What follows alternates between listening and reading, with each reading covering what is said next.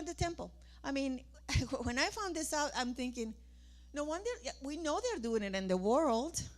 So we can we can bring that into the temple, because it's the motive. It's not what they're selling. It's why they're selling it and why they're getting gain. So we are not to be rich out of the temple, out of the ministry. We're not here for that reason. And you know what? That's not very popular. Kingdom actually is not very popular when you talk about church.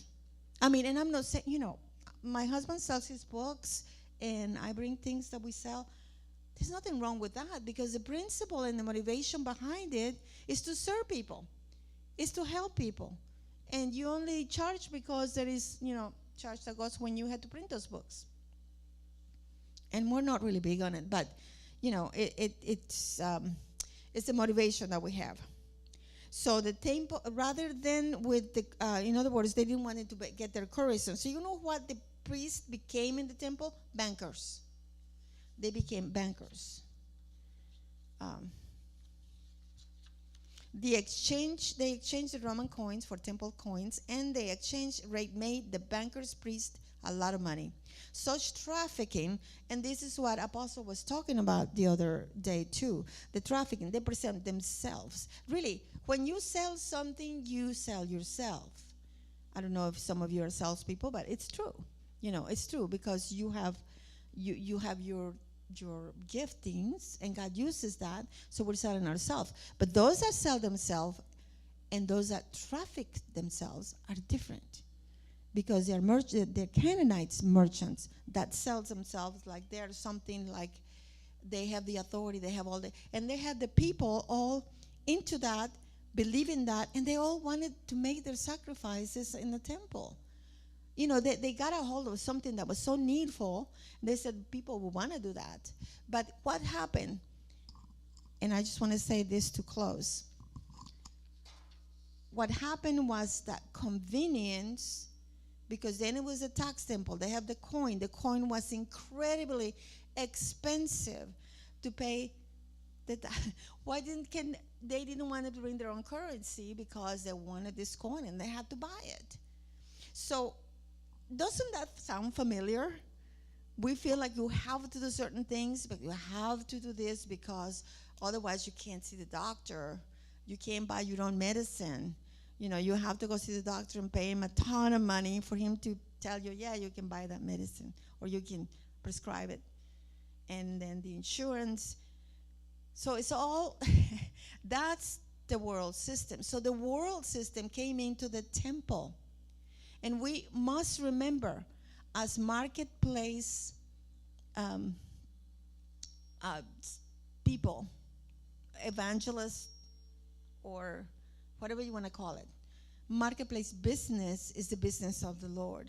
And we have to remember, we cannot afford to put convenience before we put our product or our services. The best thing that the marketplace, as marketplace evangelists, that we can do is reach people and serve people at the very,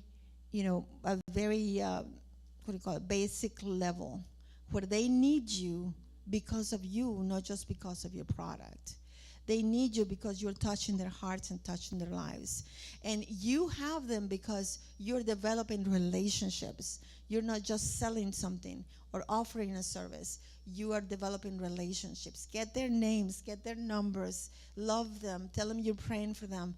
Whatever God gives you. But the marketplace is a great place to be, to touch people.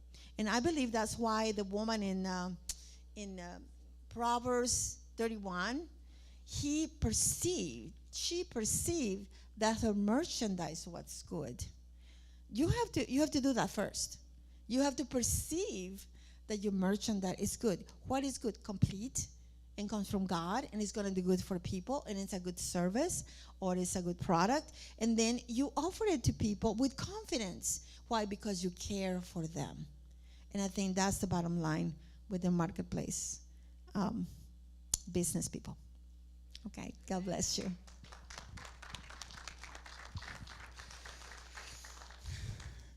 If only she was that short and sweet when she was telling me to clean my room.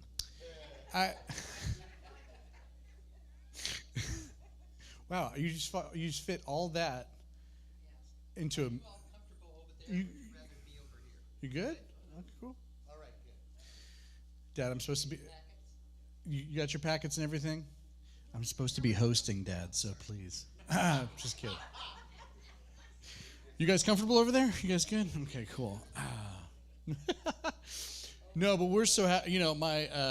They always have these when we go and visit them. Courtney and I, it's so great. Always have these little nuggets for us that are really good. But only that, but to believe in what the kingdom is and how it betters us. And I was just talking to Doc in the car. I said, I think people like politics is people trying to be kingdom, and people trying to do things on their own, but really everything just falls apart because we're not resorting to the kingdom we should be listening to, and in no way, as Jesus said, it's supposed to be political at all. It's that dominion of what we have, but what God has created for us. And I love that when she's speaking about that in a nutshell of